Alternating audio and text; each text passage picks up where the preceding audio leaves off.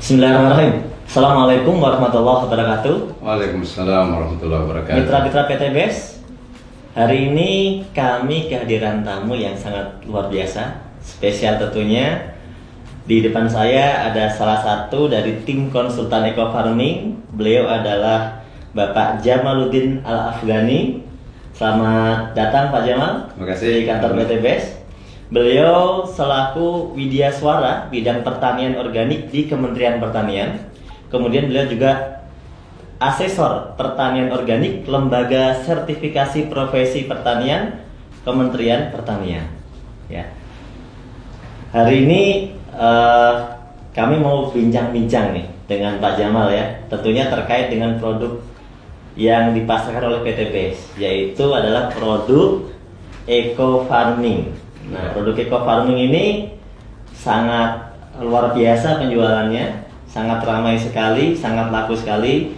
Namun tentunya banyak sekali mitra-mitra atau mungkin masyarakat yang sebenarnya belum paham betul seperti apa sih sebenarnya kinerja Eco Farming ini. Nah, yang pertama saya mau tanya, seperti apa sih Pak pupuk Eco Farming ini sebenarnya secara garis besar ya? Iya, baik Pak Nur, terima kasih. Jadi para sahabat sekalian, Eco Farming ini kebetulan kami sudah melakukan beberapa kali uji laboratorium terkait dengan kandungan-kandungannya. Jadi yang pertama tentu kalau yang sudah ada di kemasan yang sudah sering kita lihat adalah ada kandungan C organiknya. Nah, C organik ini adalah merupakan salah satu bahan yang sangat vital dalam memperbaiki kualitas tanah ya.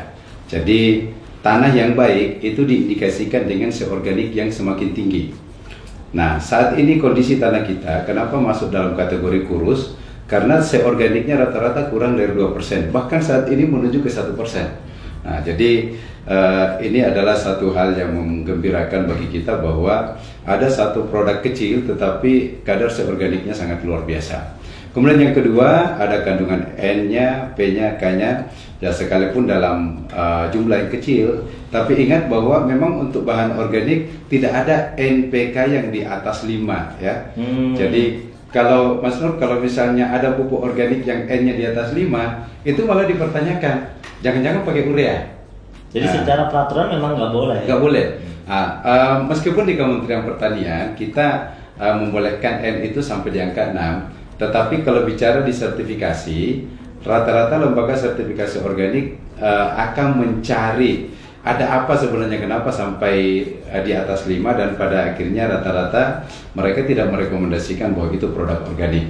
Jadi kalau organik murni jarang sekali kita dapatkan di atas 5. Nah, kemudian yang kedua, Pak Nur, ini yang luar biasa dari hasil uji kami bahwa di dalam pupuk ini ternyata mengandung mikroba yang luar biasa besar. Jadi kalau misalnya nilai NPK-nya kecil tetapi mikroba penambat nitrogen itu yang tinggi, sehingga dia bisa mengambil nitrogen yang ada di udara. Ingat ya, di udara ini ada nitrogen sekitar kurang lebih 80% yang bisa diambil oleh mikroba di dalam tanah. Mereka juga mikroba-mikroba ini, kalau bahasanya kepala badan kami kemarin mengatakan bahwa mikroba ini ibaratnya adalah pasukan khusus. Pasukan khusus. Pasukan khusus yang bekerja di dalam tanah, merombak bahan organik, menyiapkan nutrisi-nutrisi sehingga unsur hara tanah ini tercukupi untuk dimanfaatkan tanaman. Iya, karena banyak sekali pertanyaan kan, kenapa Eco Farming ini bisa bikin pertaniannya subur sedangkan kan kandungannya kecil gitu kan? Nah, termasuk juga mungkin gini, Mas Nur, bahwa masa sih benda sekecil ini bisa digunakan untuk 1 hektar gitu ya. Nah, saya ingin jelaskan para sahabat mitra PTBS dimanapun berada, di dalam satu tub Eco Farming ini hasil uji lab kami yang baru keluar kurang lebih 2 minggu yang lalu ya, kurang lebih 2-3 minggu yang lalu, itu mengindikasikan bahwa jumlah mikroba positif yang ada dalam 30 gram itu 150 miliar. Nah, padahal dalam kondisi belum diapa-apain ya? Belum diapa-apain. Nah, ada 150 miliar. 50 miliar. Itu minimal dari 5 kali ulangan, 5 kali ulangan di dalam pengujian di laboratorium, itu nilai terkecil adalah 150 miliar. Nilai tertinggi diperoleh 189 miliar. per 1 tub. Jadi kalau kita ambil tengahnya itu kurang lebih sebenarnya 170 miliar Rata-rata gitu ya? rata-ratanya ya. Itu maknanya apa, Dok? Maknanya begini, dengan mikroba yang dalam jumlah yang besar itu ketika kita aplikasikan ke tanah sebenarnya tidak perlu langkah awal tidak perlu sebenarnya kita lakukan pengembangbiakan lagi, fermentasi gitu ya.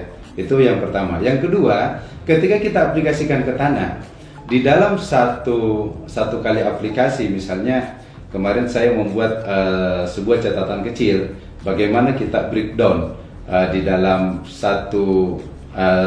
dalam 1000 ml itu ada 150 miliar misalnya. Nah, artinya setiap 100 ml itu ada kurang lebih 15 miliar. Nah, jadi dalam 50 ml itu ada 7,5 ada sekitar 75 miliar ya, ada sekitar 7,5 miliar maksud saya. Ada sekitar 7,5 miliar dalam satu tangki. Dalam satu tangki yang dicampur dengan yang dicampur dengan 15 liter air. Nah, ini artinya apa? Mikroba yang begitu banyak ketika kita aplikasikan, ini pertama ketika dia turun ke tanah, mereka akan berkolaborasi untuk memperbaiki kualitas tanah. Dan mereka ini karena jenisnya banyak, penambah nitrogen, ada pembuka stomata. Nah ini yang unik lagi, pembuka stomata, Mas Nur. Apa fungsinya pembuka stomata? Stomata itu kan ada waktu-waktu terbuka secara alami. Ya, sampai jam 10-an. Ya, nah, tetapi dengan menggunakan eco farming ini, ada mikroba yang kerjanya memang membuka stomata di luar jamnya. Jadi bisa bertambah lama gitu terbukanya. Nah, sehingga kenapa kemudian teman-teman misalnya di sawit ya, tadi kita dengarkan ada tamu dari Bengkulu mengatakan ada petani yang mengaplikasikan baru sekali, tadinya daunnya itu nggak bisa terbuka untuk keluar sawitnya, baru sekali aplikasi ternyata udah pada keluar setelah 28 hari. Nah, akhirnya mereka mengatakan, wah ini baru kali ini saya pakai pupuk yang bisa membuka daun secepat itu. Nah, kenapa itu bisa terjadi? Karena kerja mikroba. Nah, sebenarnya di dalam eco farming ini ada mikroba apa aja, Pak, yang sudah diteliti? Kita kemarin itu baru kurang lebih sekitar 8. Jadi ada mikroba aerob. Mikroba aerob ini sangat bagus untuk memperbaiki kualitas tanah, kualitas air ya.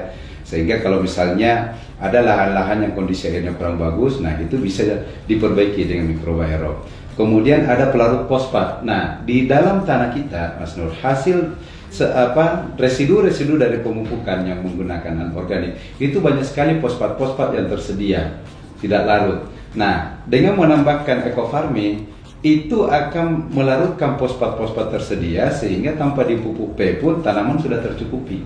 Nah, itulah kenapa kemudian dengan pengurangan sampai 75%, kenapa kemudian ternyata masih tetap bisa mencukupi unsur hara tanaman karena kerja mikroba yang memanfaatkan bahan-bahan yang tersedia di dalam tanah.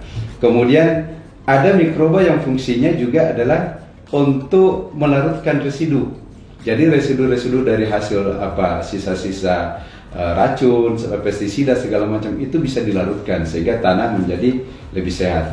Ada selain penambat nitrogen, pelarut fosfat, nah kita mikoriza. Nah ini dia, ini mikoriza yang sangat luar biasa. Kenapa luar biasa? Mikoriza ini mampu mengambil makanan untuk disuplai ke akar tanaman dalam jarak yang sangat jauh. Jadi dia bekerja membantu menyuplai makanan. Ya, menyuplai. Dan yang kedua, mikoriza ini dia juga sekaligus membuat cadangan makanan. Nah, jadi kalau misalnya ada tanaman-tanaman yang kekeringan gitu ya, tidak tersuplai unsur hara dalam waktu air yang cukup misalnya, itu karena adanya cadangan makanan dari mikoriza sehingga dia masih tetap tahan. Nah, inilah kelebihannya sehingga kita mendengarkan banyak sekali dari teman-teman menyampaikan bahwa kenapa kok kekeringan tapi masih tetap hijau. Nah, itu salah satu fungsi hasil kerja dari mikoriza ini. Ya. Dan yang lainnya mungkin. Nah, jadi kita baru intinya begini, kita baru mengidentifikasi mikroba ini kurang lebih sekitar 200 juta dari 150 miliar. Nah, sehingga baru diidentifikasi sebagian. Iya, baru sebagian. Dari 150 miliar ini hasil uji kita baru kurang lebih 200 juta yang teridentifikasi. Artinya apa? Masih banyak mikroba-mikroba positif lain yang belum kita ketahui apa namanya, tetapi hasilnya sudah nampak kinerjanya. Nah, jadi begitu diaplikasikan ke tanaman, loh kok ini bagus. Nah, itu dia rupanya kolaborasi dari banyak mikroba ini memberikan pengaruh yang luar biasa untuk menyiapkan unsur hara dalam tanah.